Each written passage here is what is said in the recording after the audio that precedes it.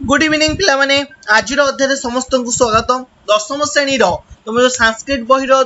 Grammar book रो second chapter रही समास से समास विषय आज आम आलोचना करवा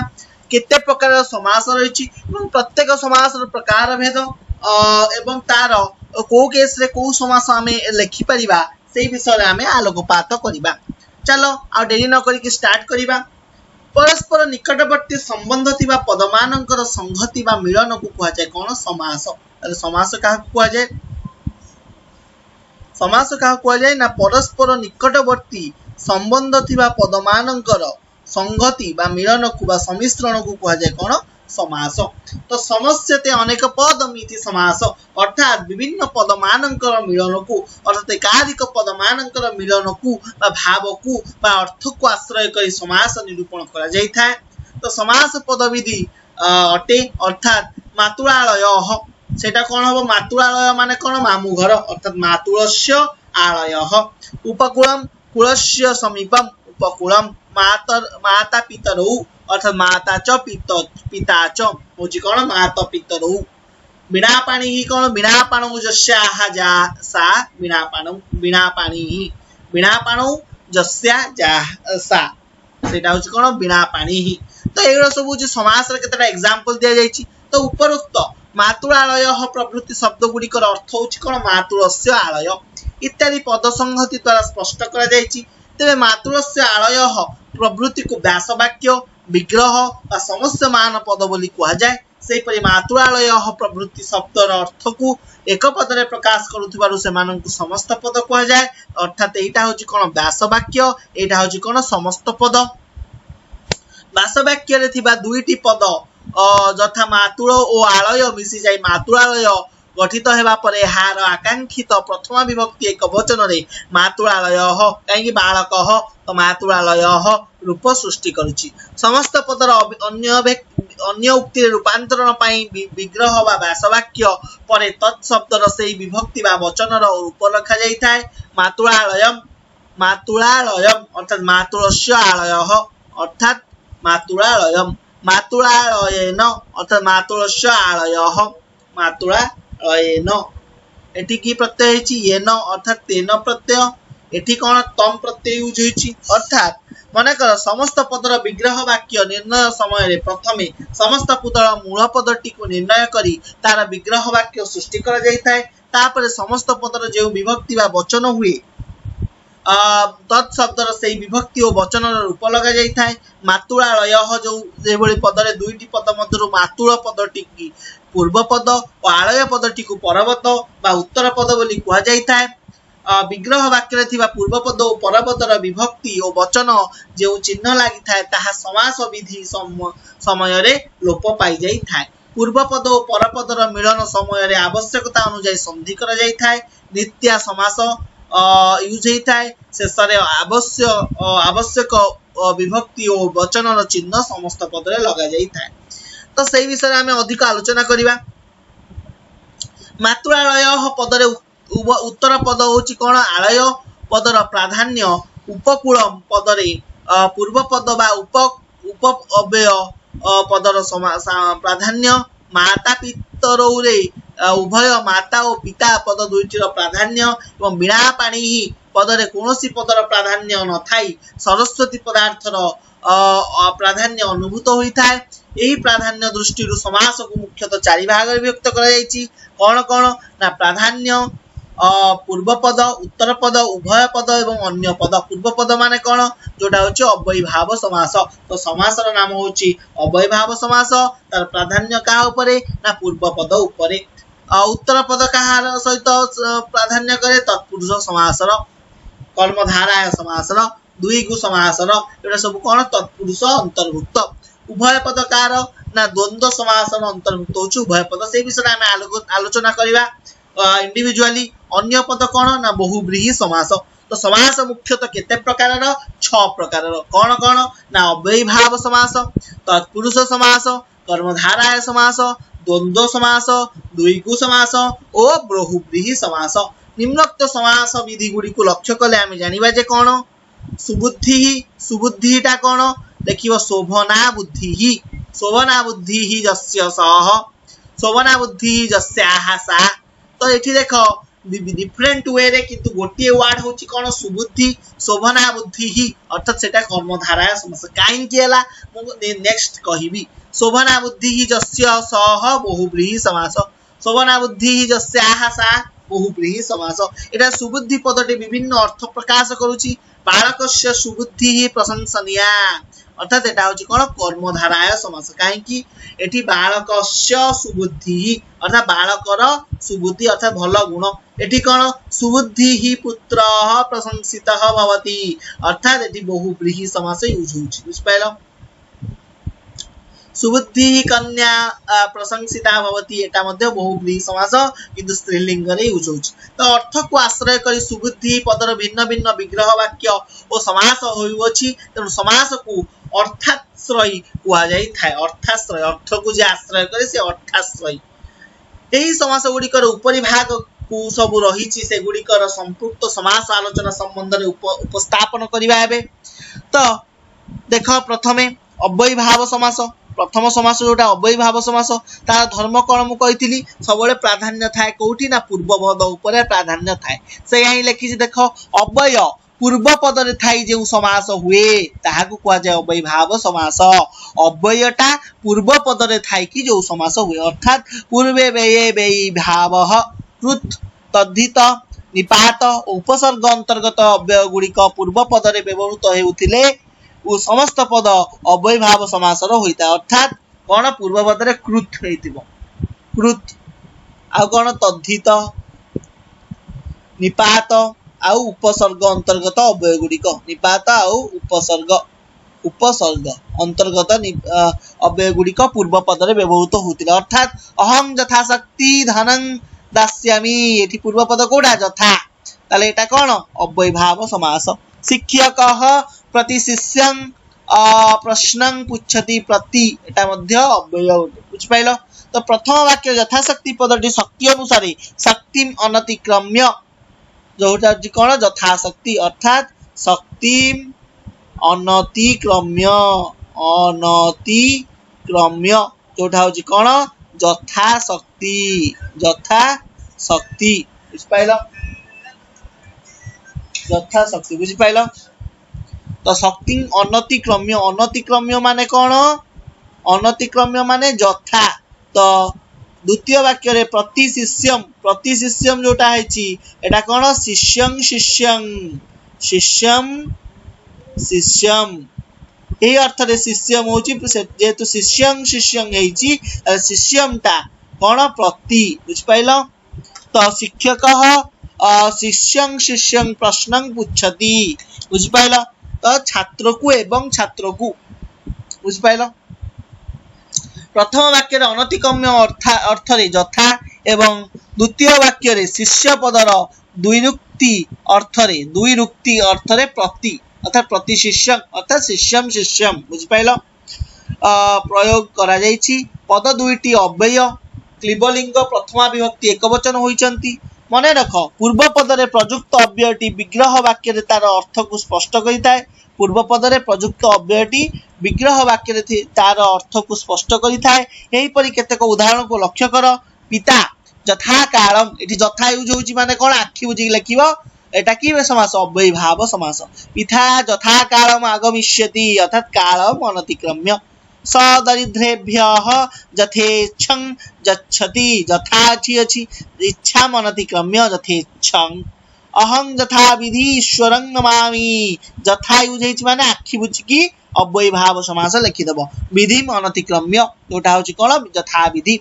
एमति पचाथियो विधिं अनतिक्रम्य व्हाट इज विधिं अनतिक्रम्य एटा होची कोन यथा विधि। एटा कोन तमर व्यास वाक्य बुझ पाइलो। मात्र यथा हरिहि तथा हरः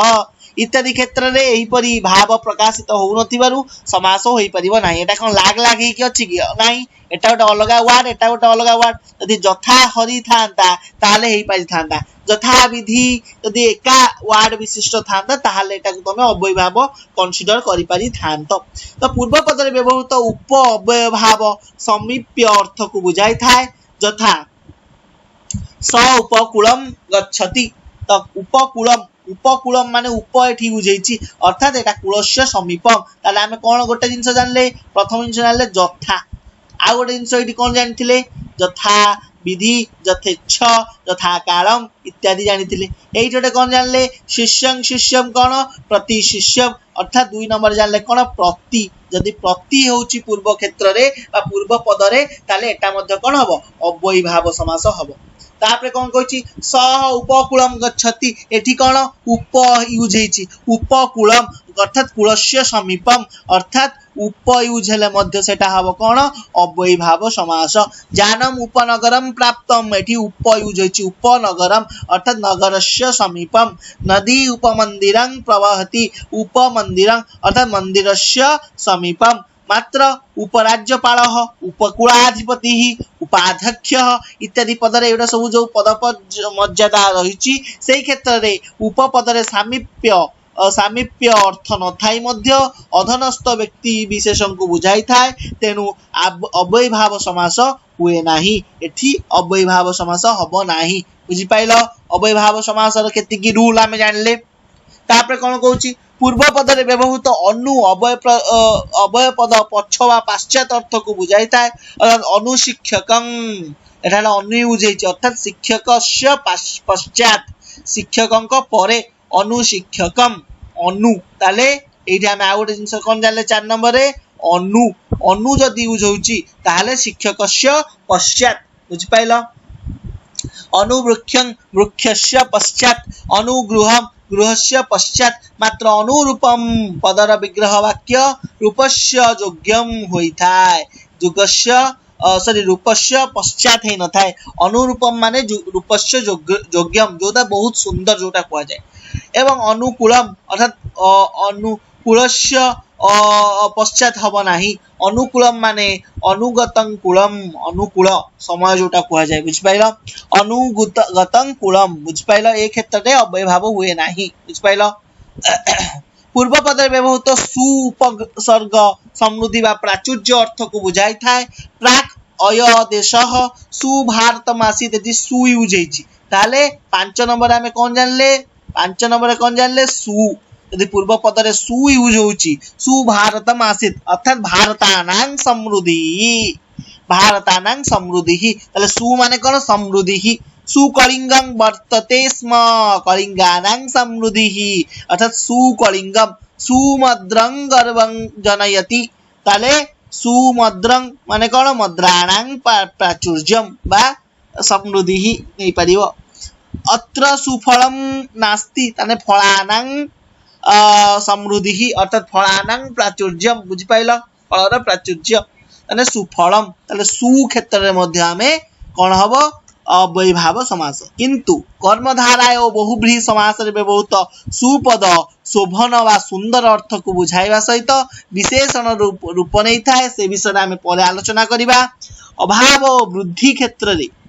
अर्थ रे दुहु एवं निहि उपसर्ग रे प्रयोग करा जाई थाए यथा दुर्भिक्षम अर्थात दुहु भिक्षम अर्थात दुहु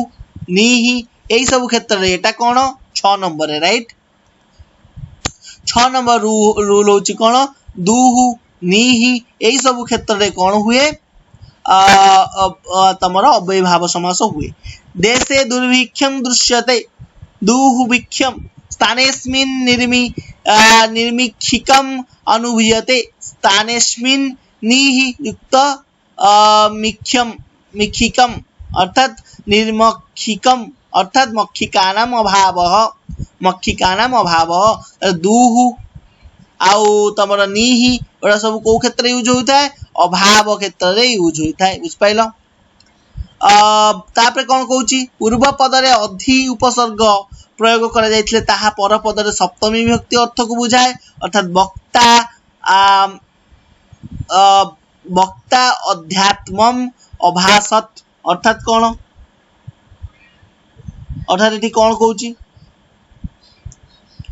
वक्ता और अध्यात्मम अभासत अर्थात अध्यात्मम अभासत माने कोन आत्मनि इति अध्यात्मम बुझ पाइलो आत्मनि इति बुझ पाइलो ताले एठी अधि उपसर्ग यूज होची अध्यात्मम अधि आत्मम आत्मनि इति बुझ पाइलो कृषकाः अधिग्रामं निवसति अधि एठी यूज होची अधिग्रामम ताले ग्रामे इति अधिग्रामम बुझपाइल अधिहरि भक्तिं कुरु ताले एठी कोन हरौ इति बुझपाइल ताले अधिहरि एठी भी अधि यूज होची माने एटा कोन हबो तमरो अव्ययीभाव समास हबो पूर्व पदरे प्रयुक्त आ उपसर्ग पर्यंत जावत अर्थ को बुझाई थाए यथा गांधी महाभागः आमरणं सत्यम अपालयत तो आमरणं माने कौन मरणं जावत ताले आरे कौन हुए जावत यूज हुए ताले मरणं जावत आमरणं बुझ पाइल ताले एटा केते नंबर एटा आसला 7 नंबर रे अधि 8 नंबर रे आ परे आ माने कौन ना जावत मरणं जावत आमरणं दोषी आजीवनं कारागारं नीतः जीवनं जावत आजीवनं रघुः आसमुद्रं राज्यं ससास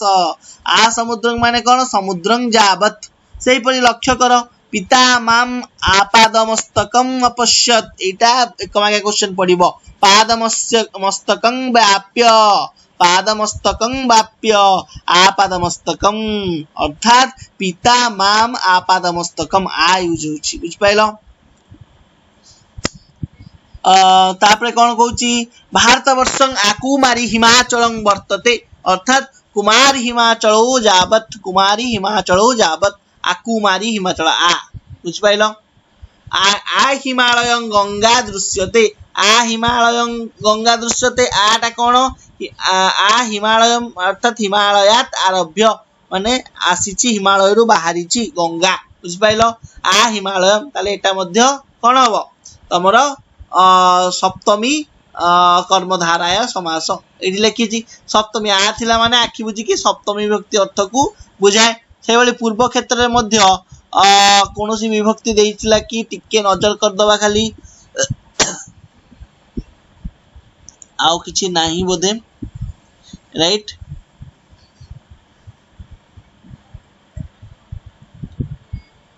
बुझ पाइला पिला माने एती जिंस क्लियर तापरे कौन कहूची पूर्व पदरे व्यवहृत कौन ना सदृश्य अर्थ को बुझाई था अर्थात सिंह सचित्रं प्रतिभाति अर्थात चित्रस्य सादृश्यम अर्थात थिले सादृश्य अर्थ को बुझाए अर्थात चित्रस्य सादृश्यम कौन सचित्रं अर्थात एटा मध्य कौन हबो सॉरी एटा की समास हबो तमरा आमे पढिथिले की समास अव्ययी भाव समास हबो बुझ पाइलो तापरे उक्तः सॉरी भक्तः ईश्वरे सहरी अनुभवति एठी कोन ईश्वरः सॉरी भक्तः ईश्वरे हरेः सादृश्यम अर्थात सहरी हरे भक्तः ईश्वरे सहरी अनुभवति अर्थात ईश्वरଙ୍କ ठारे हरिଙ୍କ सदृश्य को हरिଙ୍କୁ अनुभव करे बुझ पाइलो ताले एठी देखो पूर्व पदरे सह अछि ताले एटा मध्य कोन हबो तमरा अव्ययी भाव समास हो पूर्व पदरे व्यवहृत प्रति विवक्षा बा पदर बारंबार आवृत्ति को बुझाई थाए यथा भिक्षु प्रति गृहं भिक्षते तो गृहं गृहे प्रति आगु कहिथिली प्रति शब्द बुझ पाइलो एठी 9 नंबर आमे जानले कोन 9 नंबर जानले कोन स थिला माने मध्य अव्ययी भाव समास हबो जोटा स माने सादृश्यम बुझ पाइलो मेघः प्रतिदिशं व्याप्नोति प्रतिदिशं माने कोन प्रतिदिशं अर्थात दिशं अर्थात दिशि प यूज हेछि प्र यूज हेछि प्रतिदिनं विद्यालयं आगच्छ प्रतिदिनं प्र यूज हेछि अर्थात कोन दिनं अर्थात दिने प्र बुझ पाइलो प्र विषय आमे लिखिचंती कि नाही देखि दबा टिके आई थिंक 2 नंबर लिखिथिले माइट बी यस 2 नंबर प्रति लिखा हैतला एठी प्र यूज होची राइट प्रतिदिन अर्थात एटा कितने नंबर आसीबो 9 10 नंबर 10 नंबर कोन जानले प्र यूज हला माने कोन एटा दिनं अर्थात डबल हबो अर्थात बारंबार आवृत्ति को हबो प्रतिगृहम माने कोन गृहम स प्रत्याहम आगच्छति प्रतियुक्त अहम प्रत्याहम अर्थात एठी मध्य प्रति यूज होची बा प्रति सॉरी प्रति यूज होची ताले प्रति यूज जेतु होची एठी हबो अहम माने अहम अहम बा अहनी अहनी बुझ पाइलो पिला माने तापर अक्षी शब्द समास विधि समय रे अक्षरे परिणत होइताय अक्षीटा अक्ष होई जाय किमिति ना प्रधान शिक्षक मांग प्रत्यक्षम प्रतियुक्त अक्षम प्रत्यक्षम ताले प्रति एठी यूज होची अक्षमटा बा अक्षीटा कोन हो जाए अक्षरे परिणत हो जाए अक्षी प्रति बुझ पाइलो ताले दुर्जनः परोक्षं निंदति अक्षणोः परम परोक्षं बुझ पाइलो अक्षणोः परम तब समक्षं कः आगच्छत अक्षणोः समीपम ताले अक्ष परोक्ष एटा कोन परे यूज होची परे प्रत्यक्षम परोक्षम समक्षम अन्वक्षम सब गुड़ाक परे यूज होची अक्ष ताले उडा सब कोन होची तमर अव्यय भाव समास होची बुझ पाइलो तो नदीवाचक पदर समाहार हेले ताहा द्विगी समास न होई अव्यय भाव समास होइथांती यथा उत्तर भारते पंचनदम अस्ति अर्थात पंचानाम नदीनां समाहारः पंचनदम प्रयोगे त्रिरंगां विजारते त्रिरंगां माने कोन त्रिशूणां गंगानां समाहारः त्रिरंगा अर्थात गंगा जमुना सरस्वती जोटी मिसिची जार समाहार सेटा त्रिगंगं अर्थात प्रयागरे त्रिगंगम विराजते अर्थात तिनी गंगा मिसी विराजमान करिछि बुझ पाइलो मने रख अव्यय भाव समास रे समस्त पद गुडी को अव्यय होइतिले मध्य केते क्षेत्र तृतीय और सप्तमी रो मध्य प्रयोग होइताय तृतीय और सप्तमी विभक्ति यथा परोक्षे कार्यहंतारं प्रत्यक्षे प्रियवादिनम इत्यादि बड़सान क्रम अर्थर अव्यय भाव होइताय बड़सान क्रम अर्थर अव्यय भाव होइताय यथा ज्येष्ठस्य अनुपूर्वेण होची कोन अनुज्येष्ठम ज्येष्ठस्य अनुपूर्वेण अर्थात कोन अनुज्येष्ठम बुझ पाइलो पिला माने एति जिंस तो आशा करछि समस्ते बुझी परिथिबो एवं तार रिलेटेड क्वेश्चन आंसर समस्ते घरे बसी की प्रैक्टिस करिवो बुझ पाइलो तेबे वर्तमान चला जीवा हमें तत्पुरुष समास को तत्पुरुष समास इज वेरी इंपोर्टेंट तार विभिन्न प्रकार विभक्ति रे तार को बळा सिंटैक्स हबो सेही विषय रे हमें आलोचना करिबा चलो स्टार्ट करिबा तो तत्पुरुष समास रे मुख्यतः केतेबेले सेटा करा जाय ना जेतेबेले पूर्व पद रे द्वितीय ठारू सप्तमी पर्यंत विभक्तिर पद थाई समस्त पद रे पर पदर प्राधान्य रहिले बुझ पाइलो पूर्व पदटारे द्वितीय ठारू सप्तमी पर्यंत विभक्तिर पद थाई समस्त पद रे पर पदर प्राधान्य रहिले तत्पुरुष समास होइथाय पूर्व पद रे जेउ विभक्ति थाए समासर नाम सेही तत्पुरुष होइथाय बुझ पाइलो प्रथमा द्वितीय तत्पुरुष तृतीय तत्पुरुष सेटा पूर्व पदर जे विभक्ति अनुसार हिता समस्त पदर मूल प्रथमा विभक्ति रूप करा जाय विग्रह करा जाय परे लिंग विभक्ति और वचन अनुଯାयी शब्द रूप जोड़ा जाय था प्रथम आमे जानिबा द्वितीय तत्पुरुष कोन श्रित गत अत्यस्त प्राप्त आपन्न अतीत प्रभृति पद पर पद रे थाई पूर्व पदर द्वितीय हेले द्वितीय तत्पुरुष समास होइता यथा गृहाश्रितः गृहाश्रितटा कोन हबो गृहांश्रितः देखो एटा गृहर द्वितीय विभक्ति एकवचन होची कोन गृहां बालक बालको बालकाः बालकम बालको बालके बालकान तो गृहटा बालिका शब्द बलिया तो गृहां हेची तो गृहांश्रितः बिलश्रितः मुषकः बहिः पश्यति बिलं आश्रितः बिलम आश्रितः एटा मध्ये द्वितीय तत्पुरुष काहे कि द्वितीय विभक्ति हेची हस्तगतं धनं देहि हस्तंगतम बुझ पाइलो ताले हस्तम ता द्वितीय तत्पुरुष गृहागतं गृहमागतः गृहागतं तो गृहम एटा द्वितीय शरणापन्नः शरणम आपन्नः शरणापन्नः दुःखातीतः दुःखम अतीतः दुःखातीतः गर्तपतितः गर्तम युक्तपतितः गर्तपतितः एई परि देशागत शब्द देशमागतः देशागत धनम प्राप्तः धन प्राप्तः ग्रामगमी छात्रः न आगतः ग्रामंगमी ग्रामगमी बुझि पाइलो एटा मध्ये द्वितीय विभक्ति जेतु एटा द्वितीय तत्पुरुष ग्राम जाई राजसेवकः आगच्छति ग्रामं जाई राजसेवकः आगच्छति एटा मध्ये द्वितीय तत्पुरुष काहे एटा द्वितीय हला पशवः स्तन्यपायिनः भवन्ति पशवः स्तन्यं पायिनः भवति स्तन्यंटा कौन द्वितीया तत्पुरुष एठारे गमी गमन करुछि जे ताकू कुआ जाय कौन गमी बुझ पाइल एहीपरि भविष्यत अर्थरे प्रयोज्य बा प्रयुक्त इन प्रत्यय द्वारा पदजोगरे मध्य द्वितीय तत्पुरुष होइताय लक्ष्य कर जल पिपासु माने कौन जलं पिपासु मृगः सरोवरं धावति अर्णं बुभुक्षः दरिद्रः प्रतिद्वारं भवन्ति शास्त्र जिज्ञासु शास्त्राणि जिज्ञासु शिक्षकः गुरुं पृच्छति बुझिपाइल सनंत विशेषण पासन युक्त उ पिपासु कौन पिपासु भूषण उ बुभुक्षु आदि पदजोगरे द्वितीय तत्पुरुष होइथाय एहीपरि मंदिरं दिदिक्षुः मंदिर दिदिक्षुः धनं लिप्तुः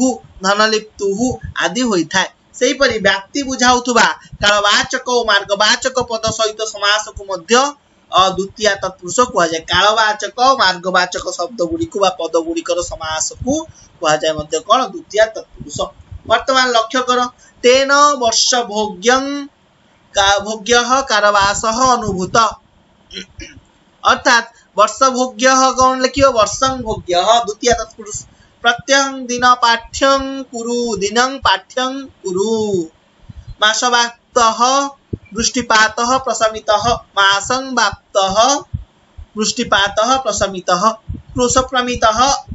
मार्गः अतिक्रमणीयः क्रोशं प्रमितः मार्गः अतिक्रमणीयः उपयुक्त उदाहरण गुड़िकर अत्यंत संयोग रही एहीपरि मुहूर्तं सुखम क्षण निद्रा आदि होता है बर्तमान पढ़िया तृतीय तत्पुरुष जिते पूर्व पदरे तृतीय विभक्ति थाई पर पदरे पूर्व सदृश सम उन कलह मिश्र युक्त आदि पद थिले समास को तृतीय तत्पुरुष कह देख पूर्व एटी शब्द होइछि एवं एटा तृतीय विभक्ति होइछि तो मास पूर्वः मासेन पूर्वः आचार्यः पितृतुल्यः पूज्यः पितृतुल्य एटी तुल्य यूज होउछि तो कौन लिखिबो पित्रातुल्यः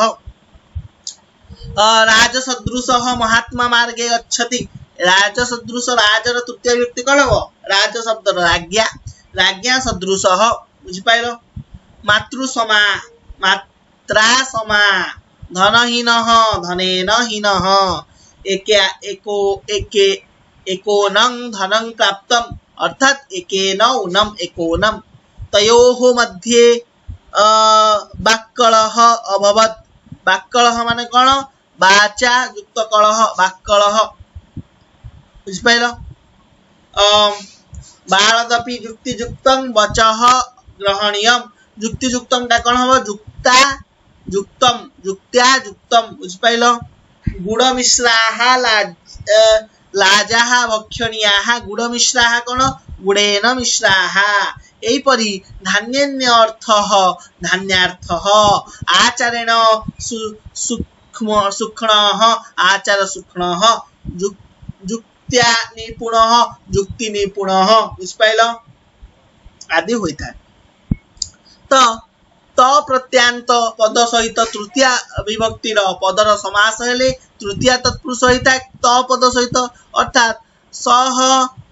मद्दत्तं पुस्तकं अनयत मया दत्तं मद्दत्तं जलसिक्तः एई देख त पद होइछि जलसिक्तः जलेन सिक्तः